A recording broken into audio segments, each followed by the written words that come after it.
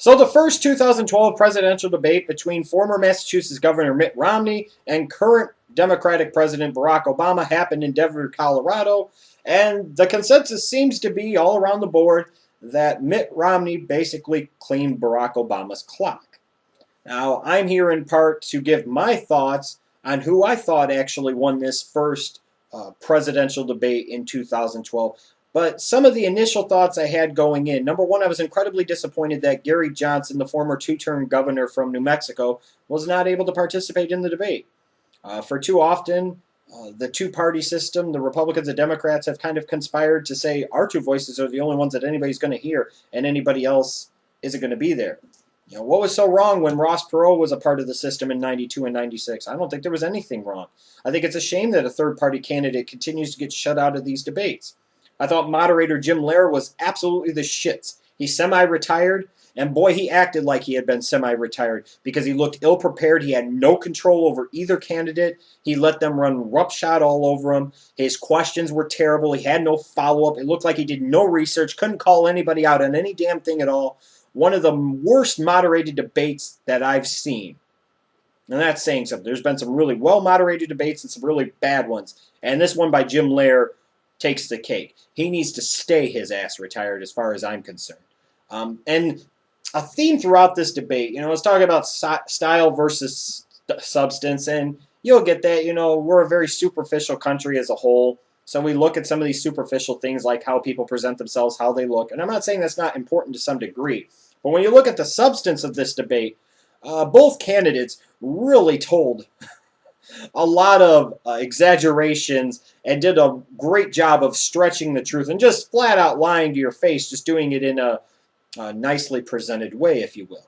So in this video, I'm going to point out some of the instances where President Obama and former Governor Romney just flat out basically lied to you or tried to manipulate you, get one over on you, talk about maybe some of their big wins and losses from the night, and give my final thoughts on who actually won this first 2012 presidential debate. I'm going to start off with our current president, Barack Obama. Here's a good one. Over the last 2 years, healthcare premiums have gone up, it's true, but they've gone up at a slower rate than any time in the last 50 years. No, actually, that's not right, Mr. President. Shame on you. How could you? Either A, you're an idiot and you can't keep the two things separate, or B, you're just trying to pull the wool over everybody's eyes. Overall, healthcare costs have gone up at a much slower rate, but not at a historically low rate compared to the past 50 years. And as far as healthcare premiums, which is actually what you said, they continue to go up at an astronomical rate. So you're grouping overall healthcare cost in and calling them premiums, and they're two entirely different things, and everybody knows that, or should. It's important that we take the money we're saving as we wind down two wars to rebuild America. How are you going to save that money when it was money that was borrowed to begin with? And in fact, eventually those bills are going to have to come due, and you're going to have to start paying for those two ungodly wars in Iraq and Afghanistan. So as a result, you're going to be paying off that plus interest. So in order to rebuild America, guess what? You're not saving any money. You're going to have to borrow more money. Asshat. 5 million jobs have been created since 2008 approximately. Well, first of all, I thought your term started January 20th, 2009.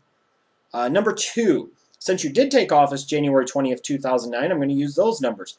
A total of 4.3 million jobs have been lost, and about 4.1 million jobs have been added, meaning that's a net jobs loss of about 200,000. So if you're going to sit there and trot out there that the economy's in phenomenal shape and you're a great job creator, the math just doesn't add up. You sit there and only focus on the positive and you completely hide the negative. That might sound great, but the proof for you just isn't in the pudding.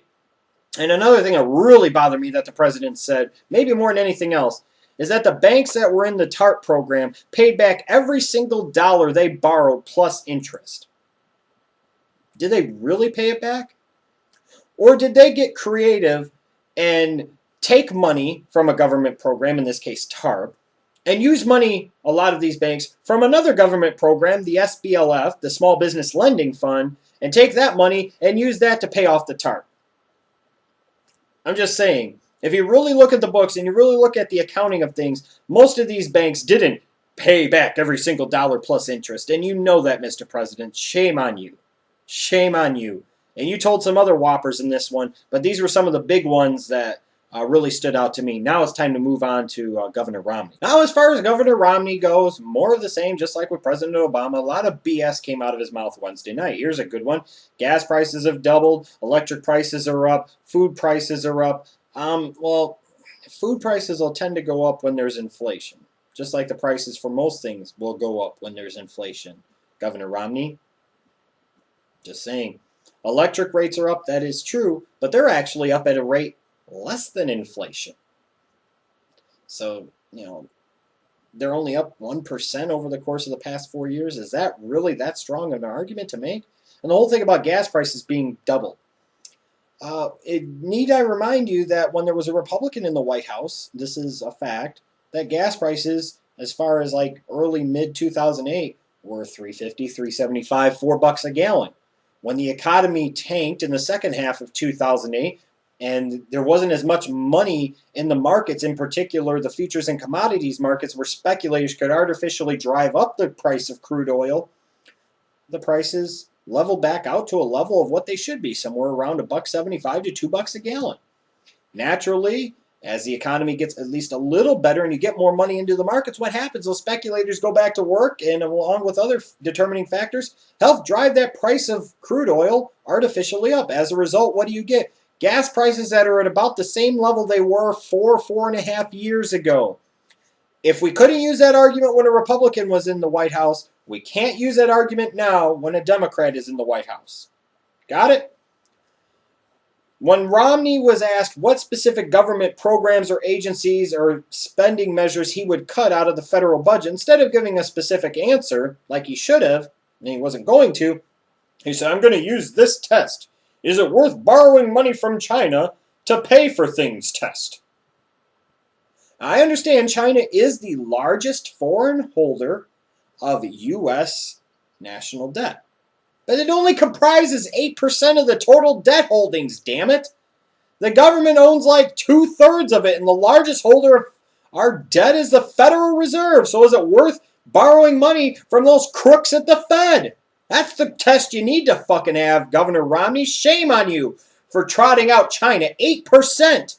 8%. Compared to 2/3 held by the government itself. And the Fed's the largest holder of it. And this whole stupid thing about health boards and these death panels determining treatments. You're really going to use shit out of the Sarah Palin playbook? Really? It specifically says in the legislation of Obamacare, which, by the way, is based in large part off of Romney Care, that these health boards, these panels, can't determine treatments or who gets what treatments or what type of treatments they're going to get. That was probably perhaps the most factually inaccurate and just flat out stupid thing that either candidate said the whole night, and a night full of them. As far as wins and losses on the night for both candidates, we'll start with Governor Romney. I thought he came prepared. He came to play. He looked like he wanted to be there. He presented himself in a very confident, dare I say, almost presidential manner. From pure style points alone, in that sense, Governor Romney did very well for himself, and he also avoided sticking his own foot in his mouth and causing himself damage. A lot of times that's what this is about, is, any positives you want to get, you don't want to outweigh that or counterbalance that with even more negatives. So I thought Romney had some successes there in that standpoint. From a loss standpoint, he didn't really offer a lot of specifics on a lot of things, very similar to what Barack Obama did in 2008. And his big issue, the one thing he talked about specifically when it came to cutting spending, was declaring war on Big Bird and Sesame Street and PBS. Wow. Otherwise, Romney didn't present himself as too out of touch, but this here was pretty bad. I thought it was something he really should have been called out on even more. As far as President Obama, his wins of the night, yes, I think he hurt himself in some ways, but I don't think he did irreparable damage to himself. He just didn't have a very good night in general. But I did appreciate the fact that he stood behind Obamacare, tried to latch that on to Romney Care, because that is a lot of ways what it was based off of. And even though I'm not a full fan of the legislation itself by any stretch of the imagination, I can respect somebody doing something and then standing behind it and being confident in what they did, even if a lot of us don't like it. That I can at least respect. But the big loss of the night for President Obama, I think, we could talk about the way that he looked unprepared and it looked like he didn't want to be there, and that perhaps is true. And to be fair, if Michelle Obama was my wife and it was our anniversary, I'd probably rather be giving her the presidential ding-dong all night, trying to put a baby in that bitch. Be like, Sasha Malia, you're getting a brother, motherfucker. The big loss to me was what Obama didn't do. There's plenty to go after Governor Romney for. And the number of the night should have been 47. I'll repeat that again, 47. When Romney's talking about the fact that he's got a plan to create 12 million jobs in his first term as president, and he's a great job creator and he understands how the private sector works, it's funny because when he was governor of Massachusetts, the state ranked 47th out of 50 in job creation. He should have been hammered with that by President Obama because Romney has no real defense to that. And then the other number, 47, talking about what Romney, 47% of Americans that are dependent on the government, that he's not speaking to them. Obama should have been hammering on this, talking about this is exactly the type of elitist, out-of-touch Republican view that Mitt Romney epitomizes and embodies. And instead, the president did nothing. Nothing. Not one mention of it. Who in the hell prepared the president for this debate? What in the hell was the president thinking? These were themes that if you would have drove them at him all throughout the night in an economic debate, could have perhaps done irreparable damage to Mitt Romney's fleeting campaign hopes that now got a resurgence a little bit, a short-term boost out of this debate because in part the president didn't even hammer away at this. How stupid. I can't even believe how stupid this was. So the ultimate question, the topic of this video is who won the first presidential debate in 2012? Was it Governor Romney or President Obama? One thing I want to caution everybody of. We hear all the mass media, both liberal and conservative medias, hyping up Romney's big victory here and how dominant he was and how bad Obama was. You have to keep this in mind. Just keep this in perspective for a second. The media is still a business. A lot of the media is owned by big corporations, which is part of the problem with the media in this country. It's not about news. It's about making money. It's about sensationalism. It's about ratings. So as you go into the last month of this campaign, how good would the ratings be? How much money would there really be to be made if, let's say, it was a big blowout victory or looking like it for either Obama or Romney for that matter? So as a result, why not pump it up as this is Romney's big surge and big comeback? So be careful when these talking heads are talking about this was such a dominant victory, because this kind of speaks again to the superficialness of this society in this country in particular. Romney won a lot with me in terms of style points. I do think he presented himself in a prepared manner, a somewhat informed manner, and most importantly, looked like he wanted to be there, where the president looked anxious, he looked uncomfortable, he looked restless, he looked bad at times, just looked like he didn't want to be there. And I thought going into this would be kind of interesting because Romney himself is not a great debater, I don't think personally. I think Ron Paul's out-debated him at times. I thought Newt Gingrich kicked his ass around the block a couple of times. And Barack Obama, I don't think, is a great debater. Hillary kicked his ass routinely in 2008. I really believe that. And the only reason he ever beat McCain in the debate was more so because McCain self-destructed in some ways than anything Obama really did. So this forum, this style of debate, I don't really think appealed much to either candidate's strength because neither one of them are great debaters. They're better speech givers and better speakers. I would expect the second debate, the town hall format style, to probably be a little bit more in President Obama's wheelhouse, and I'll be curious, I think it's a little bit more in Mitt Romney's wheelhouse, to be honest with you.